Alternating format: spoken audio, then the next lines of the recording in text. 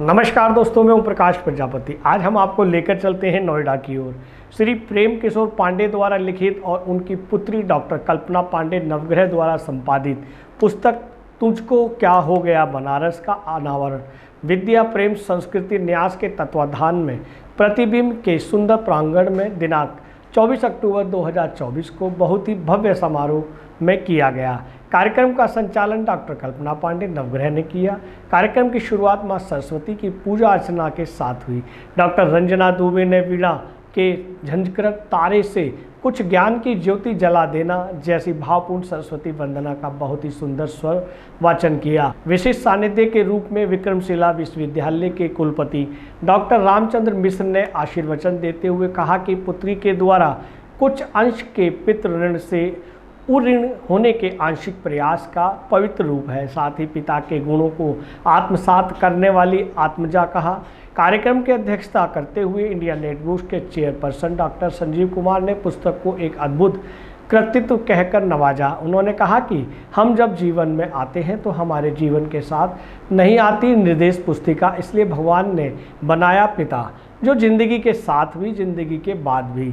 मुख्य अतिथि के रूप में पत्रकार शंभू पवार ने माता पिता के प्रति सच्ची सेवा भावना संतान का परम धर्म है, यही उनका सम्मान है।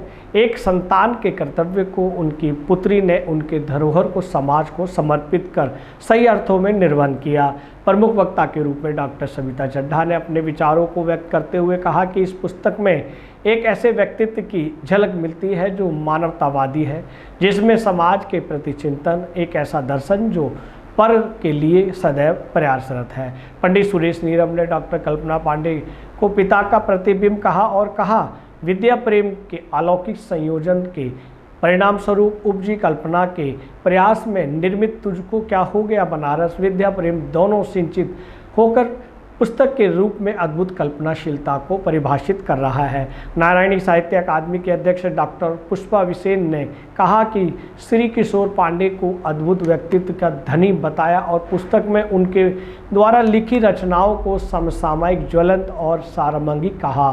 लोकार्पणकर्ता श्री देवेंद्र बहल ने पुस्तक के लिए स्नेहशीष और शुभकामनाएं ज्ञापित की।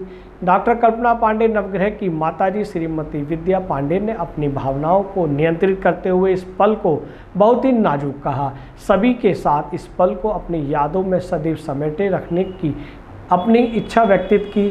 विशिष्ट अतिथि के रूप में श्री SGS सिसोदिया ने अपने उद्गार व्यक्त करते हुए कहा कि पुस्तक एक पवित्र सोच का साक्षात प्रतिरूप है। श्रीमती कुसुम सिंह लता ने भावों में भरी पिता पर अपनी संवेदनशीलता रचना प्रस्तुत करते हुए सच्ची श्रद्धांजलि दी। आभार व्यक्त करते हुए उनकी बड़ी पुत्री अर्चना पांडे ने कहा कि पिता के प्रेरित मनोबल का परिणाम है कि आज उनकी पुत्रियां आत्मनिर्भर और सम्मानजनक व्यक्तित्व जीते हुए माता पिता के प्रति उनके संस्कारों का निर्वहन करने में अपने को सक्षम पा रही हैं। संरक्षक के रूप में डॉक्टर RK सिंह की भूमिका भी सराहनीय रही। दोस्तों, ये जानकारी आपको कैसी लगी? हमें आपके भावपूर्ण कमेंट्स की आवश्यकता है। नमस्कार।